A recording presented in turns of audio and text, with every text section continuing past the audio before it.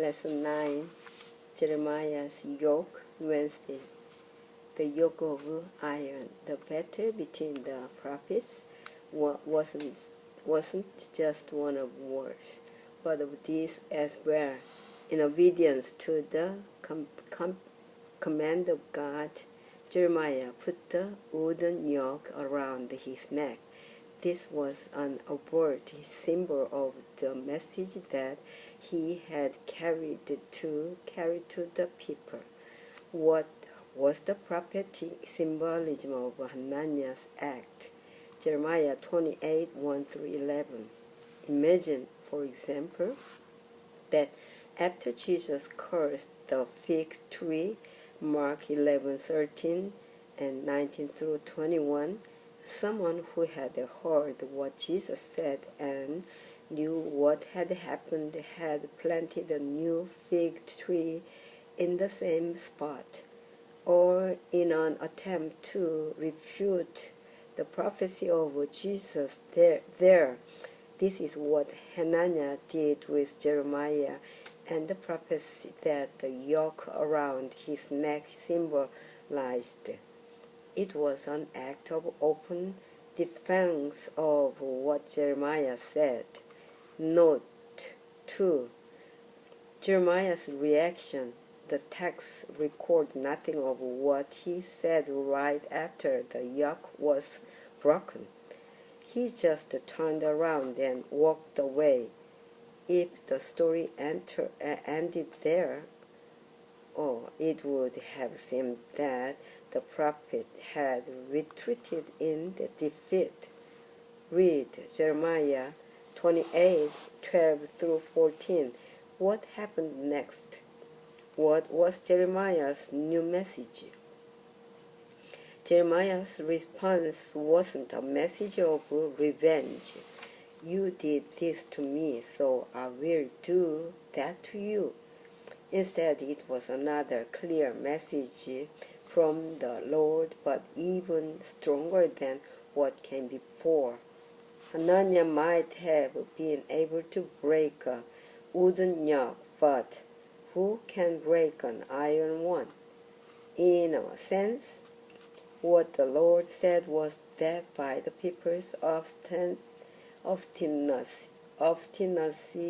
and refusal to obey, they only were making matters worse. If you thought the wooden yoke was bad, try an iron one. Who hasn't learned the hard way about making things more difficult for ourselves by obstinacy? When dealing with the Lord, why is it always better to submit and surrender right away than to keep on fighting and making things hard on yourself? Thursday, trusting in lies. Hear now, Hananiah, the Lord has not sent thee, but thou makest these people to trust in a lie. Jeremiah 28:15. The answer about who was right, whether Jeremiah or Hananiah, came soon enough. Jeremiah 28:16-17 tells the fate of the false prophet, which was just what the true prophet had said it would be. Though Hananiah died, he still had done damage to the nation. His works, in a sense, followed him. He made the people to trust in a lie. The Hebrew verb is hipir, a causative form of the verb to trust. He caused them to trust in a lie, not in the sense of physically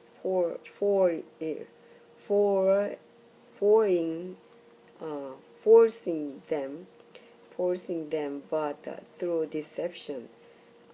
Even though the Lord had not sent him, he spoke in the name of the Lord, which carried a lot of weight in Judah. Added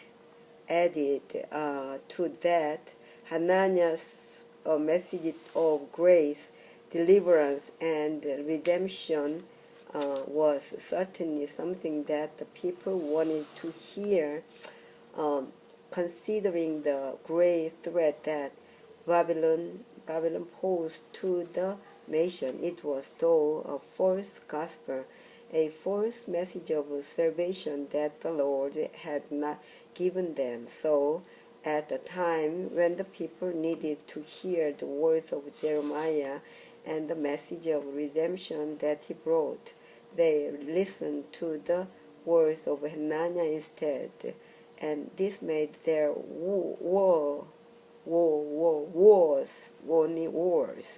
What do the following texts have in common with Jeremiah 28:15? 2 Timothy chapter 4, 3 and 4, and 2 Thessalonians chapter 2, verse 10 to 12. Things are no different today. We are in the great controversy, a battle for the hearts and minds of the world's billions. Satan is working differently to get as many as possible to trust in a lie, and that lie can come in many guise and forms, just as long as it is always a lie.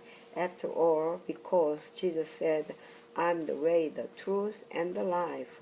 John 14:6. Satan's lies can be about anything and everything, just as long as they don't certain the truth as it is in Jesus. What are some of the lies that are prevalent in your culture today? Why is clinging to Jesus and His Word our only protection against them? And Friday further study, as we have seen, people want to believe good news, not bad. They wanted to believe, for instance, in Hananiah's message, not Jeremiah's. Today, the same thing happens as well. Many still insist, for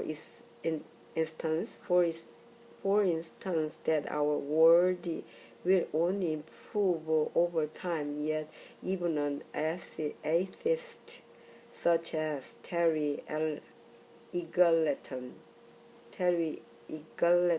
sees just how farcical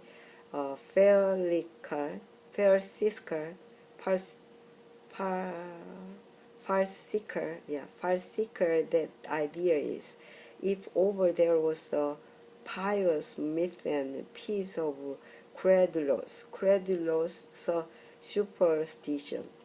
It is the liberal rationalist believe that a few hiccups apart, we are all steadily en route to a finger world. Even this brittle triumphalism is a hangover from the heroic epoch of liberalism, when the middle class's star was in the ascendant. Today it sits cheek by jowl with the cynicism, skepticism, or nihilism, into which much of that honorable lineage has degenerated. Yeah, that comes from the Reflections on the God Debate, Yale University Press, 2010, Kindle edition, page 70, from the region face. Yeah. Though some aspects of life have improved, our world in and of itself offers us little hope, little consolation, especially in the long run. If we are to have any real hope, it has to be in something divine, not earthly, in something supernatural, not natural. And of course, that's what the gospel is all about God's divine and supernatural intervention in our world and our lives. Without that, well, what do we have other than just more Hananias and their lies? Yeah. Discussion questions. Last one. 1. Think about our earth future as a whole, even if from a purely human standpoint. Does it look hopeful and full of promise, or does it look fearful, dangerous, and full of uncertainty? Or what reasons can you give for your answers? Yes. 2.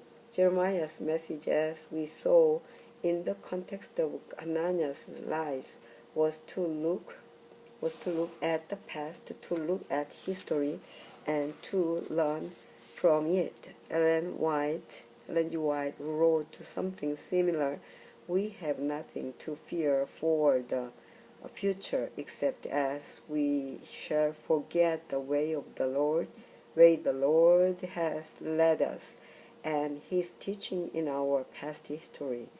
Life Sketches, page 196.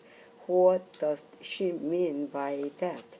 What has happened in our past and God's teaching in it that can help us be prepared for what will undoubtedly come in the future? 3. Hananiah gave a false message of grace. What are some of those false messages of grace today that we must guard ourselves against? Grace, of course, is our only hope, but in what ways can it be presented as a lie? Yeah.